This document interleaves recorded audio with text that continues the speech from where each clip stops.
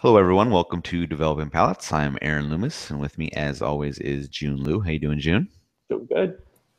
So today we are talking about the Kuuts Roadking Toro. Cigar is 6-inch by 52 ring gauge, and this will probably be our fastest rundown ever. No information provided in regards to country of origin, wrapper, binder, filler, or factory blender. Price point is $7.70. Cigar was released in August of 2016. So with no details out of the way, June, what was the pre-light like? Thanks for watching. Next video. Just kidding. Pre-light experience. I thought the cigar had a medium brown Colorado Claro shade wrapper. Cigar felt pretty lumpy. Got a bunch of veins running through the whole thing. Roughly pressed, seems visible. A bunch of roll felt tight with barely any give to it. The head finished off with a thick double cap. Nosing the wrapper, I got wet earth, faint white pepper. Now nosing the foot, dry wood, wet earth, and a little bit of barnyard coming through. And the cold draw, I got dry cardboard and subtle white pepper. So average pre-light experience.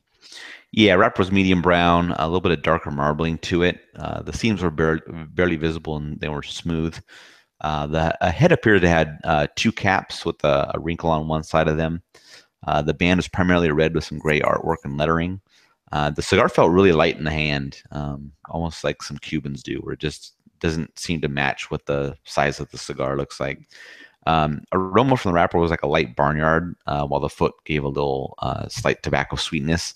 And the pre-light draw gave that same slight tobacco sweetness that I was getting from the foot aroma. So flavor-wise, what do you get from this cigar, June? First third, I bought a mixture of very unique and familiar notes as well. So unique in the sense of I got a lot of dry cardboard out of this cigar. Got a lot of deep oak gaminess, a little bit of char, and a black pepper spice that's very well mannered.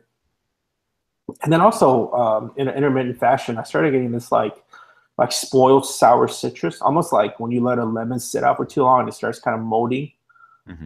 So, take it for what it's worth. Some people might like that taste. Through retrohaling, deeper black pepper spice, bread, stale dry nuts. Finish lingers pretty long with stale mixed nuts, dry cardboard, balanced black pepper, and lightly charred wood. Turns the body in strength, medium. We're on the second third. The second third's namely centered around dry cardboard, slight char, and that faint black pepper. Retro picks up a cream mixed nuts and sharp cedar, in addition to that the pre-existing deeper black pepper. Finish still mixed nuts, dry cardboard, balanced black pepper, and dry oak. And body and finish, body and strength rather, is still on the medium side. Moving on to the last third. Lobster still gives more of that staleness and that cardboard, that char, stale bread, baking spices. Retro remains unchanged. From the second third, still giving me deeper black pepper, cream mixed nuts, and sharp cedar. Finish is made up of stale mixed nuts, dry cardboard, balanced black pepper, and dry oak. And strength and body finishes at the medium mark. So overall, unique in the sense that a lot of that staleness that I'm talking about in that cardboard. But in terms of like the nuttiness and like that black pepper, it's like very familiar notes of what I typically get. Right. Yeah, initial draws for me brought like a dark woodiness, and the retrohale kind of carried that same dark woodiness a little bit, along with a little bit of pepper zing. At a half-inch in, that woodiness became a little bit more well-rounded, and that pepper left the retrohale, kind of leaving that smooth woodiness. And then at an inch in, I began to get a little subtle nuttiness that joined in with the wood. And then at a half-inch in, an inch and a half in, I got a little bit of black pepper that joined in with the wood and that subtle nuttiness. And then as the third came to a close, that profile kind of went back to that slightly dark wood only, and the strength was just right above medium. And then getting into the second third, kind of continued on with that dark woody profile. And then at 3/4 of an inch in, a little bit of black pepper reappeared in the background, and it was kind of part of a really long finish. And then at an inch in, some cream joined in to mix with that dark woodiness and pepper. And then the retrohale was a mix of like that dark wood and the black pepper as well. As the third was coming to a close, the pepper ramped up and kind of pushed that woodiness to the background, and the strength was still at slightly above medium mark. And then getting into the final third, the pepper was still dominant with the wood in the background, and a little bit of bitterness had joined in. And the retrohale was an even mix of the wood and the pepper. And then at a half inch in, the wood became even became even with the pepper, so they kind of really matched up in levels. And then at an inch in, the wood increased a little bit to become the slightly more dominant flavor over the wood, and that bitterness mellowed out a little bit, and it was really just in the background at that point. And as the cigar came to a close, that dark woodiness was continuing to increase, and the pepper kind of faded more into the background with that slight bitterness, and the strength had bumped up a little bit there to be medium full. So performance-wise for burn and draw, what was your experience like? Um, Surprisingly, a bit of a letdown on the burn, just because I've had so many good burns on recent reviews. But I thought the burn was average at best. I had to do this major touch-up within the first third. There was this, like basically like quarter of the ring gauge just refused to burn, and it caused this really big cherry. And it never really let off throughout the whole cigar.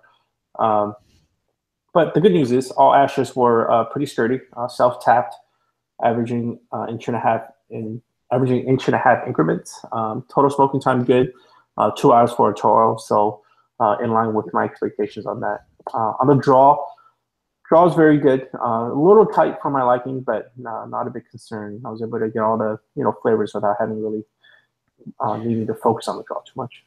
Yeah, the burn for me was just slightly wavy. I never had to do any touch-ups or anything like that, so kind of it was hands off for me. And ash held on in 1 inch increments. The draw, really perfect for me. Just had exactly the right amount of resistance that I like, so I didn't have any issues with that. So I really didn't pay much of attention at all to the construction. I was able to just kind of smoke and focus on the flavors. So overall, what were your thoughts on the cigar?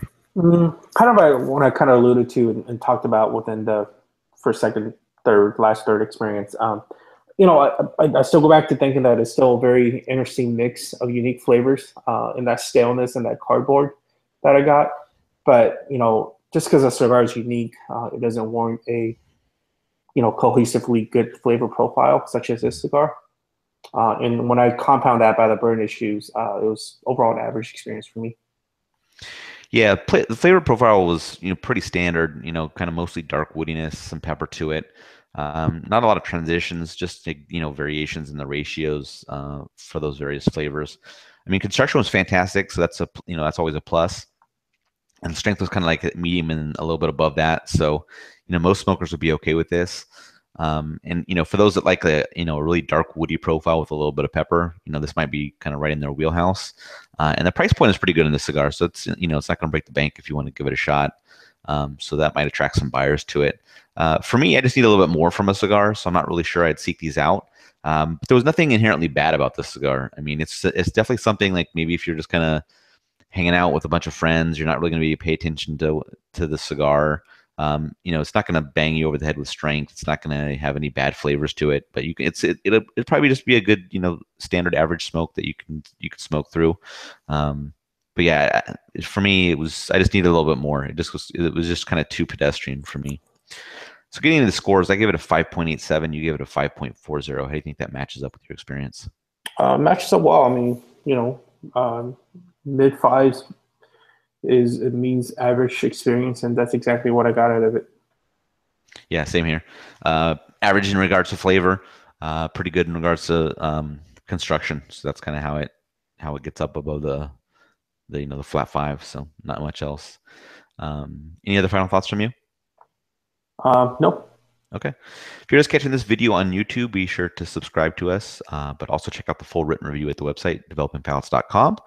Follow us on all the social media channels, Facebook, Instagram, Twitter, Google+, and you can catch all of our review recaps on podcasts, so iTunes, Google Play, and Podbean.